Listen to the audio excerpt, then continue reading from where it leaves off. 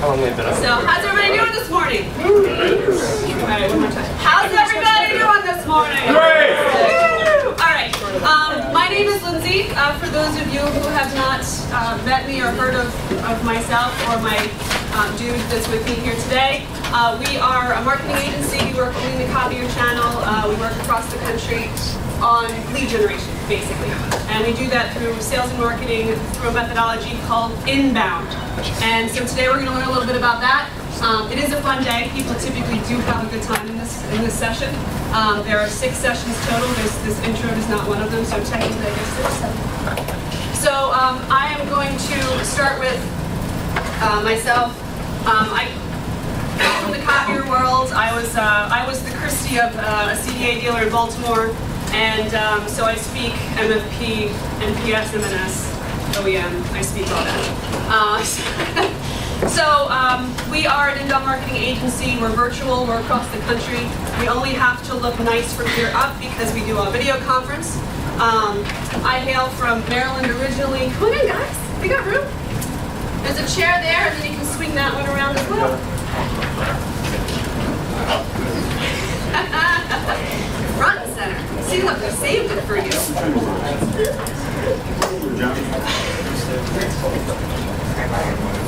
Barb. So I run Prospect Builder. We're an inbound marketing and sales agency working only with the office technology dealership. My friend, we're affectionately calling Roswaldo, is Brian Dumont. He's my VP of content. He's over here in the corner. He's the one that makes Kirk sound really smart on the blog.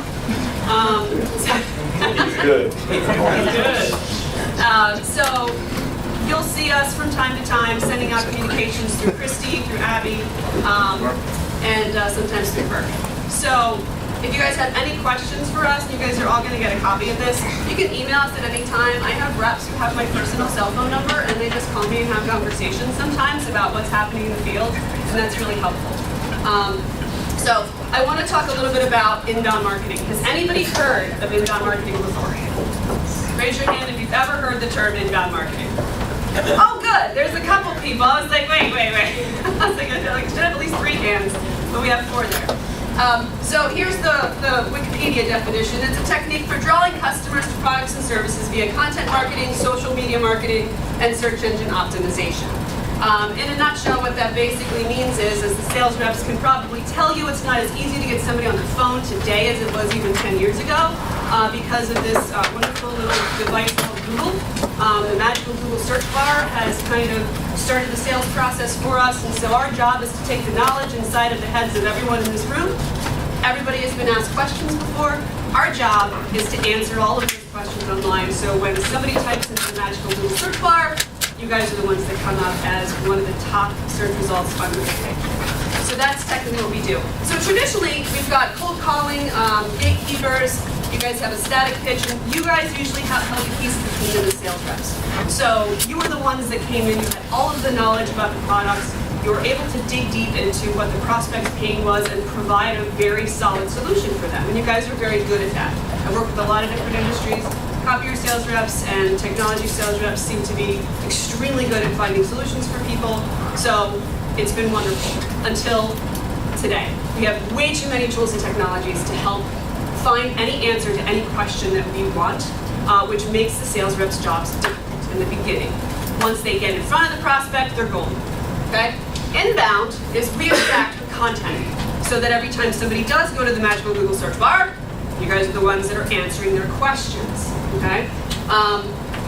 What we want to do is we want to make it all about the buyer, and we want to make you guys the experts in what you do. And so we have to position that online and start online. Okay, so today we're going to talk about skydiving. All right? What? So for my 10-year anniversary, we were supposed to go to Tahiti, but that didn't happen. So I said, what does my husband really want to do? He's always wanted to skydive. Okay? So to me, I'm like, okay, I can take it or leave it. I'm pretty much game for almost anything. Let me see what I can do to surprise him, and we can go skydiving.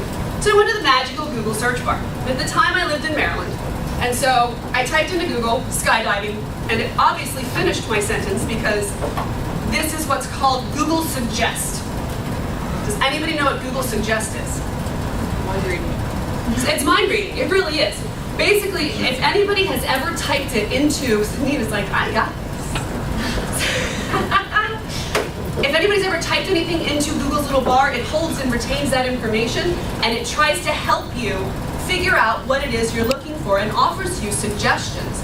So you can see here, I could have gone to a Groupon, I could have looked at, indoor versus outdoor. That indoor would have been way less scary for me, but that's not what my adrenaline junkie husband wanted.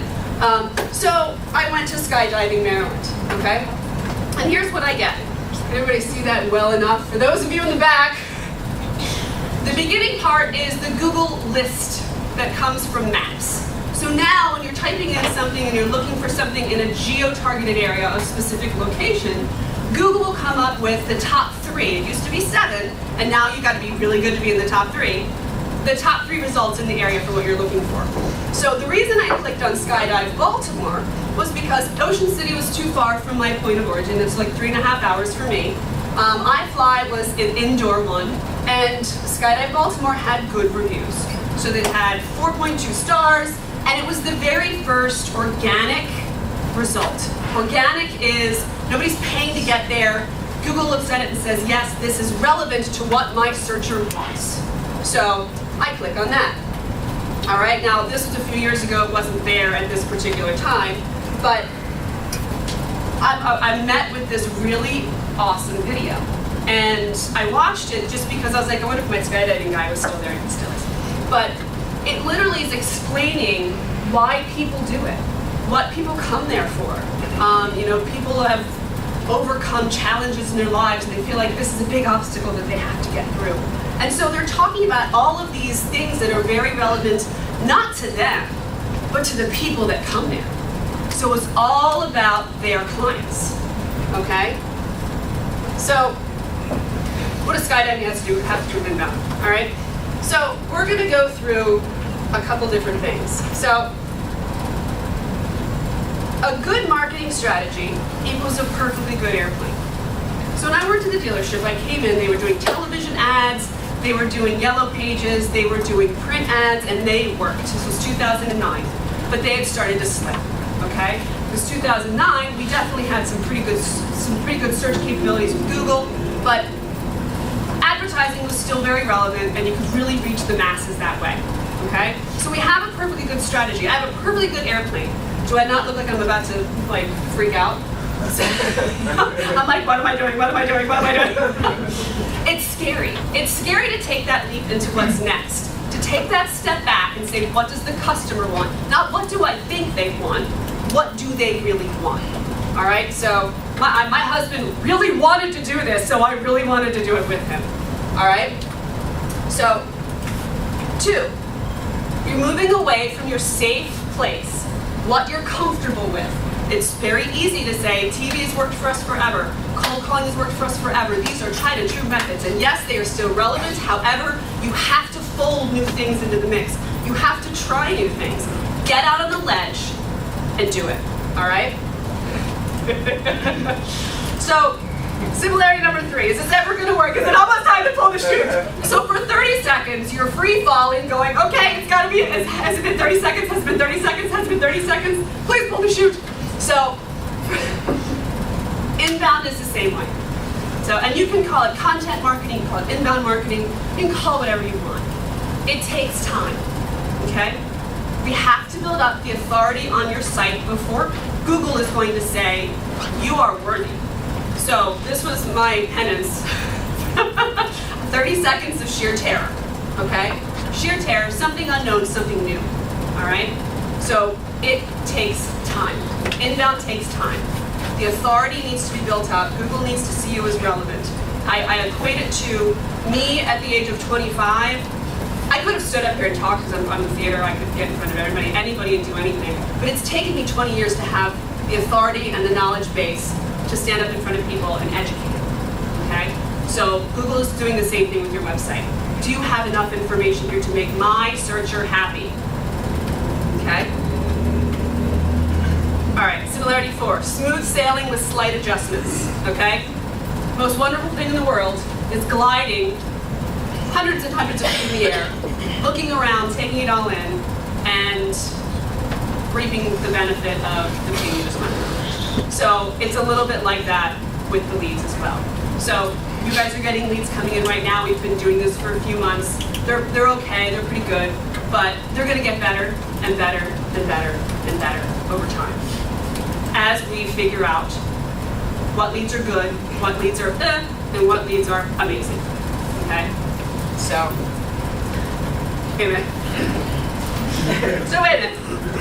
This is a B2C example. You were looking for something to do. You're a consumer, right? Okay. You guys are B2B, right? I'm going to use an example, but I worked at a dealership in Baltimore. Testimonial letters would come in all the time. They were wonderful. Glowing reviews, amazing reviews. People were so happy with the service. How many guys in this room are service? Your customers love you. They trust you, right? They have more trust in you probably than they have in some of their sales reps. You guys fix their problems. So most of the letters that we would get were about service. And they're wonderful sitting on the wall. And they tell beautiful stories. But the only people who can see them are the people who are walking through the building, right? When you need to do something, do you always go to the store or do you start looking online? Right? Okay? Today, this is a customer testimonial, all right? It's really not about the product. It's about the customer. I'm gonna play this for you just because it's rather nice. Let's see if I can get it to load.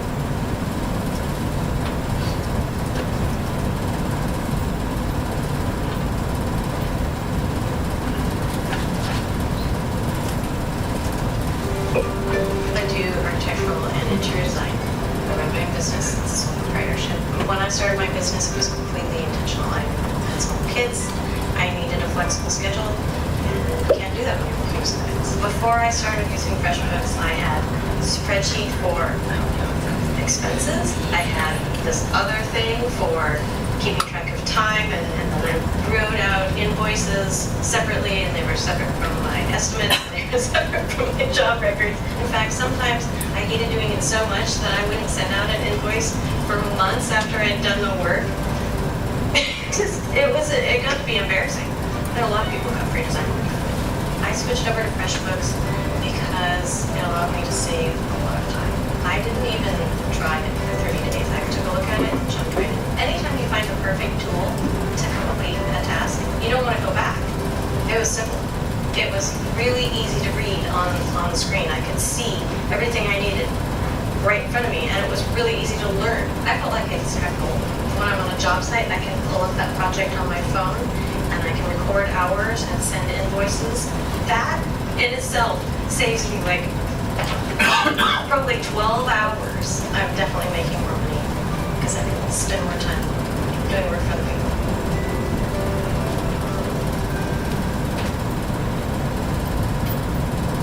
Okay, Teresa, how did that make you feel? She gave a lot of really good information. So maybe you want to go out and buy that product. Now, if you had read that, would it have felt the same? Probably not. This gives us an emotional connection to somebody who has a story, okay? And so when people are doing research and they're trying to figure out what they need and what they want, people buy from people at the end of the day. We're human. Wouldn't you rather have that kind of experience? Wouldn't you rather look at somebody's face and see she's genuinely telling the story? So, all right. Now, this is all kind of just setting the stage, all right? So we're going to talk today about the methodology. We're going to talk a little bit about some of the things that we've already done and that are literally rolling out this week. Some exciting stuff in the manufacturing space for you guys. We're going to talk about buyer personas, buyer journeys. We're going to talk about a lot of stuff. But I know that you were really concerned about one thing. I did make it. I landed safely, and I'm still married. So, will I do it again? I don't know. But I just wanted to kind of give you guys a visual walkthrough of kind of what it's like, the experience that your buyer has, how you kind of have to take that step back, okay? When I first walked in the door at the dealership that I worked at, halfway through the day, I finally pulled my boss aside and I'm like, okay, I have a list of acronyms that I don't understand, that you guys use constantly, and I'm finding it on your website, I'm finding it in all your materials, and I don't know what it is. They're like, oh, well, everybody knows what an MFP is. What is an MFP? Like, it's in the materials. I see that, but if I Google MFP, I get municipal something or other. I'm like, I'm trying to figure this stuff out on my own, and I can't do it. And if I can't do it, your customers can't do it. So, before I jump into the first session, do you guys have any questions on maybe something I didn't cover?